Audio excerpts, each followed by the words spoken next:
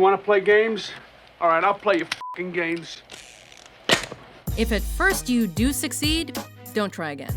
It is useless to resist. Don't let yourself be destroyed as Obi-Wan did. Welcome to WatchMojo.com, and today we're counting down our picks for the top 10 one-hit wonder directors. His arrest is a goddamn injustice, tragedy. For this list, we'll be looking at directors who hit it big with one film and then failed to reach the same heights afterwards. I can't even talk to you. I don't even know what you're saying. However, having had subsequent minor success does not preclude their inclusion here. Their one successful film does not have to be their first kick at the bucket either. She loved that fool more than she loved me. Number 10, Kimberly Peirce, Boys Don't Cry. So you're a boy. Now what? Inspired by the real-life story of Brandon Tina, this indie romantic drama tells the tale of a transgender woman living life as a man despite little acceptance of that choice at that time, and who was subsequently murdered for that choice. You are not a boy! That is what went wrong! You are not a boy! Tell them that. They say I'm the best boyfriend they ever had. Kimberly Peirce resolved to bring Brandon's story to the masses by choosing to focus on the positive example he set for others. And the result was a film that inspired others to live their truths. Then why don't you just admit that you're a dyke? Because I'm not a dyke. Fuck! Since this acclaimed film, however, the directors delved into mediocrity with the uneven war drama Stop Loss, and then fell further with the underwhelming Carrie remake. This is bullshit! We didn't do anything wrong! Number 9, Troy Duffy, The Boondock Saints. I'm strangely comfortable with it. When Miramax bought the rights to produce The Boondock Saints for close to $500,000 with an untested director at the helm, whose band was to perform the soundtrack, it seemed like Troy Duffy bought into his own hype. In the end, he lost his movie deals and the film industry's respect due to his arrogance. We'll start the ass kissing with you. However, when The Boondock Saints was released on video, it managed to garner a sizable following. That's two sound theories in one day, neither of which deal with abnormally sized men. Kinda makes me feel like river dancing. Due to his previous behavior, though, nobody wanted to work with him afterward, except for a one-time shoot to make a sequel that failed to recapture the first film's glory. It's the real deal, Rock. Evil man, deadly man. Number 8, Michael Cimino, The Deer Hunter. You gotta listen to me. You want to stay down here and die? When Michael Cimino was ascending the stairs to the Academy Award podium to receive Oscars for Best Director and Picture, we're certain he couldn't have known he'd never reach that height again.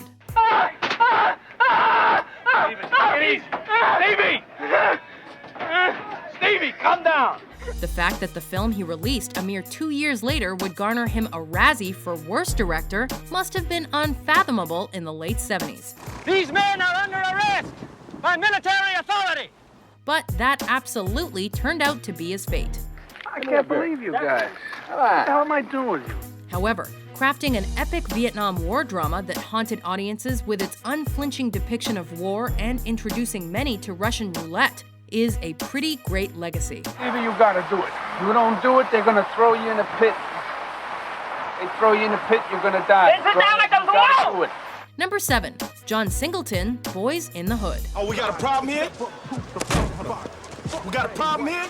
Blazing onto the scene with an uncompromising and incendiary portrayal of the lives of youths in the hood, John Singleton was set to become an important storyteller for years to come with this 1991 drama. Well, here I am. Come on, shoot me. You bad, right? Instead, his efforts since Boyz in the Hood, highlighted by films like Too Fast, Too Furious, and a Shaft sequel, lacked the voice or gravitas of his debut effort. Give me the motherfucking gun, Trey. An outspoken critic of the Hollywood system and their treatment of African Americans. To be fair, his subsequent work could arguably have become more acclaimed if he'd had more artistic freedom. Oh, yo, what's your problem, man? Y'all are brothers. You ain't supposed to be fighting each other. Number 6, Irvin Kershner, Star Wars Episode 5, The Empire Strikes Back. What is thy bidding, my master? George Lucas may be the most famous man behind the Star Wars series, but it was Irvin Kershner who was at the helm of the film that is often cited as the best in the series' history. The Force is strong with him. Holding the distinction of making one of the most beloved films of all time, it's probably near impossible to live up to that achievement thereafter. Ready, are you? What knows you ready? And while the director certainly had a respectable career, he never managed to relive the level of accomplishment that The Empire Strikes Back gave him. R2-D2, you know better than to trust a strange computer. Ouch! Number 5. Charles Laughton, The Night of the Hunter. It's love that won, and old left-hand hate is down for the count. This longtime actor of film and stage, with experience in directing for theater, decided to try his hand at film direction, and he hit one of his first pitches right out of the park. She had 2 pretty children. Focusing on a supposed man of God who is in fact a serial killer that has to deal with a pair of children in his crosshairs after he kills their mother. This thriller grabbed audiences by the throat and never let go, and later influenced multiple movie makers. H-A-T-E. It was with this left hand that old brother Cain struck the blow that laid his brother low. Unlike other directors on this list, however, Charles Laughton appeared to have been satisfied with his efforts and never directed a film again. Never mind what John said. John's a meddler. Now stop that sniveling. Looky here. You know what that is? Want to see something cute? Now looky. Number 4. Tony Kaye, American History X. You just f***ed with the wrong bull. Releasing a film about an ardent group of racists, one of whom eventually sees the errors of his ways, may have been perfect Oscar bait. But it was also akin to walking a tightrope. Every night, thousands of these parasites stream across the border like some f***ing pinata exploded.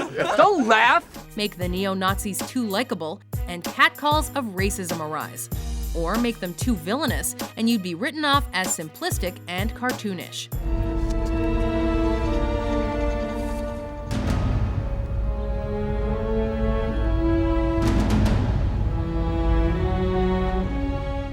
Tony Kaye expertly navigated those pitfalls in this crime drama, which also earned his lead actor an Oscar nod. If you come near Danny again, I will feed you your f***ing heart, Cameron. Unfortunately, he hasn't made anything in the film industry quite so expertly ever since. My name is Meredith, and I'm going to kill myself.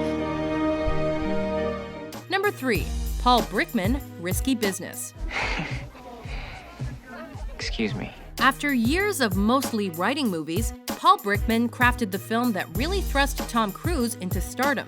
And with this rom-com, he put a scene on celluloid that remains to this day one of Cruise's most enduring images. Just take those old records on the shelf. I sit and listen to them by myself.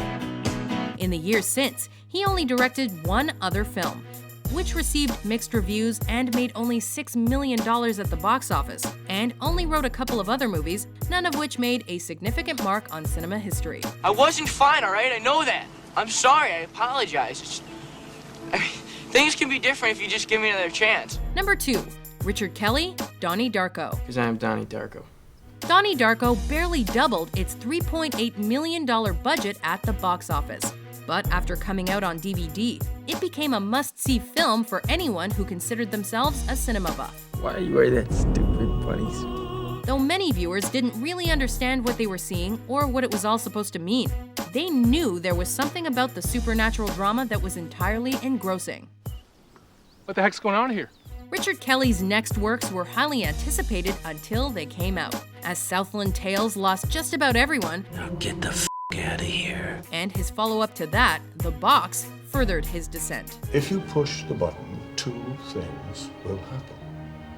First, someone, somewhere in the world, whom you don't know, will die. Before we reveal our top pick, here are some honorable mentions.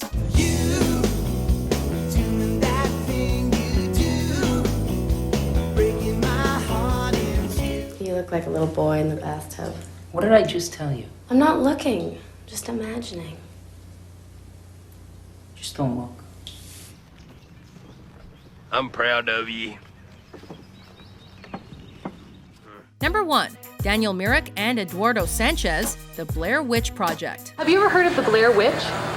2 directors, 2 careers, and 1 little movie that you probably never heard of. The woods around Halloween time is a creepy enough phenomenon.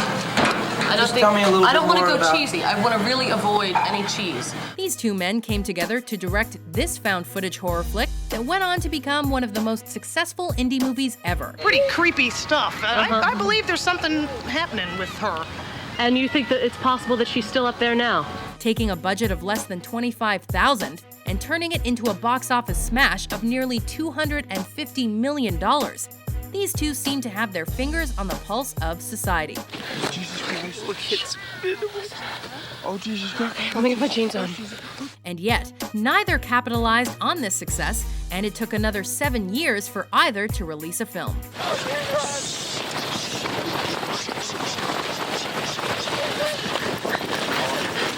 By then, the hype surrounding them was gone, and their skill in creating box office gold seemed to be too. I love you, Mom. Dad. I'm so sorry. Do you agree with our list? Which director do you think is a one-hit wonder? For more film top 10s published every day, be sure to subscribe to WatchMojo.com. If this what it's come to, the businessmen can buy our rights like stock. You don't realize what we're losing.